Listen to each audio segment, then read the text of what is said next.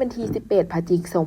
2025ที่สำนักงานนายกรัฐมนตรีพระธานสวนไซ4พันโดนนายกรัฐมนตรีแห่งสาธารณรัฐประชาธิปไตยประชาชนลาวได้ต้อนรับการเข้าเยี่ยมคำนับของสมเด็จเจ้าหญิงไอโกะแห่งประเทศญี่ปุ่นในโอกาสเสด็จมาเยี่ยมยามสาธารณรัฐประชาธิปไตยประชาชนลาวอย่างเป็นทางการในระหว่างวันที่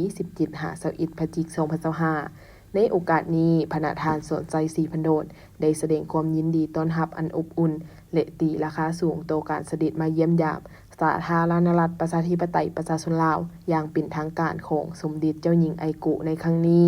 ซึ่งเป็นขีดหมายอันสำคัญทางประวัติศาสตร์ของการพัวพันร่วมมือระหว่างสองประเทศลาวญี่ปุ่นการเยี่ยมยามครั้งนี้แม่น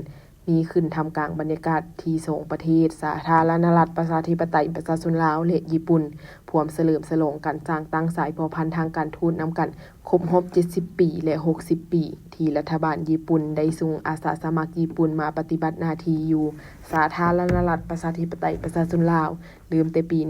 1965 เป็นต้นมารวมทั้งการกะเกียมเฉลิมฉลองวันชาติแห่งสาธารณรัฐประชาธิปไตยประชาชนลาวครบรอบ50 ปีและวันคล้ายวันเกิดประธานไกรสอนพรหมวิหารครบรอบ105 ปีพร้อมนี้พระธานสวนไซ4พันโดนได้ยืนยันว่าการนำของลาวทุกคันก็คือประชาชนลาว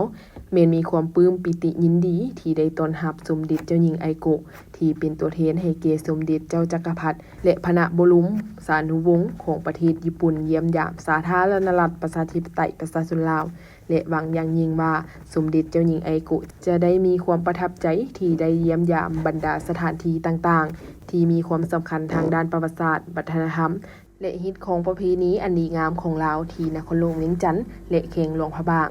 ในขณะเดียวกันสมเด็จเจ้าหญิงไอโกะก็ได้แสดงความประทับใจและขอบใจอย่างจริงใจต่อพระธานสวนไซ4พันโดนรัฐบาลและประชาชนลาวที่ได้ให้การต้อนรับอันอบอุ่นในครั้งนี้